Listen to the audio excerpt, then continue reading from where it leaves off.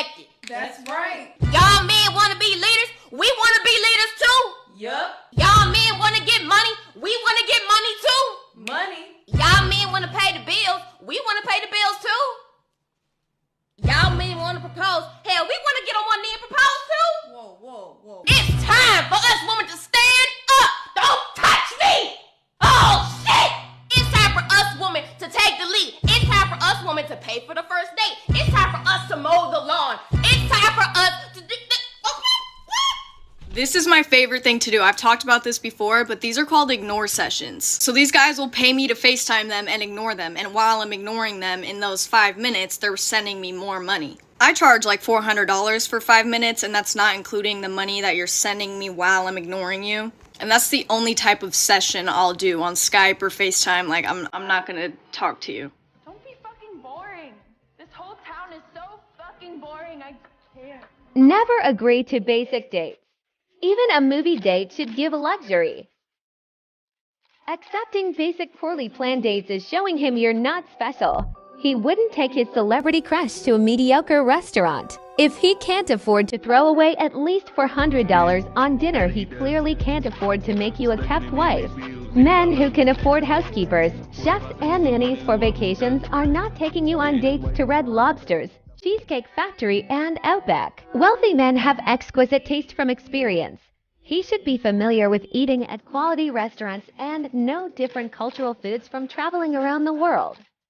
If he eats anything, doesn't know what quality steak tastes like, don't know things like what Alma's caviar or foie gras is and the difference between black and white truffle, then 9 times out of 10, he's a fake. Get familiar with luxury yourself. If you don't know what quality is, you'll fall for anything. All of the wealthy, generous men I've dated are extremely picky on the places they go and eat at. They always pick the best. A video that's going viral as we speak, and it's essentially me saying that I don't say no to my queen. I don't say no to my woman. Like, why would I say no to her? And 99% of the good comments are women, and some of the bad comments are men. Of course, it's gonna be a man. Not all men, but let's be real. A lot of these women-hating men, they're out there in the comments. There was one guy that even said that my wife is getting by another dude. And I was like, that doesn't make me angry. What you should be worrying about is all the women tagging their men on that post. It's concerning. For the guys that curse me out, you would think that I was talking about their mother or their wives, if they had one. But you know what's most interesting to me? The most interesting fact is that speaking highly of a woman is controversial. Speaking highly of a woman is controversial. The fact that I said I would do everything for my woman is controversial. It's controversial. I'm not talking about your woman. I'm not talking about any woman in the world. I'm talking about the way I treat mine. If that makes you mad, you have some internal issues that you need to fix. The best comment, there was one guy that said that I don't know what I'm talking about. And the point of my video was that I stitched 2 other videos and then myself. And I said, yeah, of course we don't know what we're talking about. 60 years worth of relationships, because one guy was married for 39 years, the other one was married for like 20 years, which is 59 years already, and then me and my wife have 10 years. So that's 60, 70 plus years of marriage, and he's telling us we don't know what we're talking about. I go to his page and he has a cartoon character as his main picture. Make it make sense. I want to say great, right? Everyone is entitled to how they want to run their relationship. But I can tell you this, just like Steve Harvey, Derek Jackson, and all the other feminists or pandering men before him, when you lie, women buy. When you pander to women, women will eat that up. That is how you can grow your account the fastest, because women are the primary consumer of practically anything and everything, right? Social media, products, whatever. So when you pander to women, women will eat it up. It is such foolhardy to think that you should never say no to your partner. That whatever your partner asks, you do. It is absolutely ridiculous to pedalize someone, to make them your world, to make them your everything, to make them to give them the power to pretty much do whatever they want because you validate them everything they do. It is just like a child. That this is the thing where if we're parents, it is ridiculous that if you always say yes to your child, you do not make them understand the word no, then you yourself don't have boundaries to stand on. You don't have principles to stand on. You absolutely spoil someone spoil them rotten. And this is why pandering men are the worst, one of the worst in society, along with simps, which I guess they kind of go hand in hand. That they are giving out a false representation. By you giving a woman everything and anything, that is a recipe for being used. Now, it's great that if you can find a partner that actually understands boundaries where they won't take advantage of it, that's great. That is the part. That is the amazing thing, but it's like you don't want to delude yourself, all right? Those type of women are rare. Those are good women that would not take advantage of the situation, but I believe even good women, you can spoil them rotten.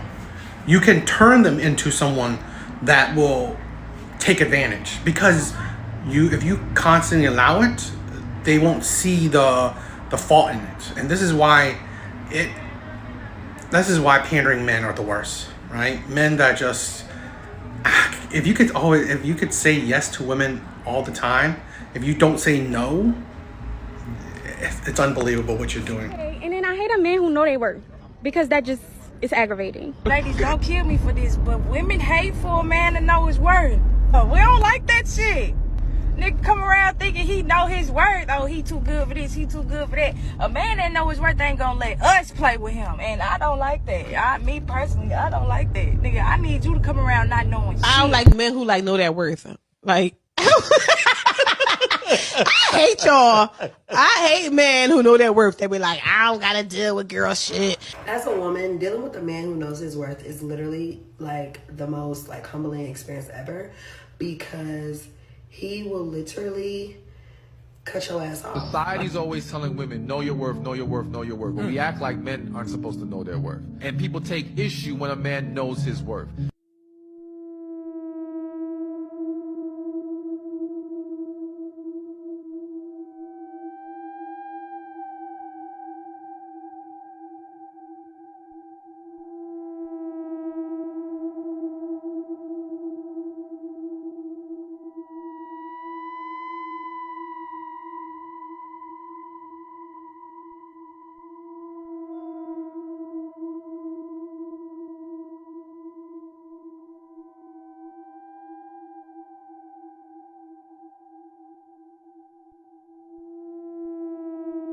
There was a study done in the UK.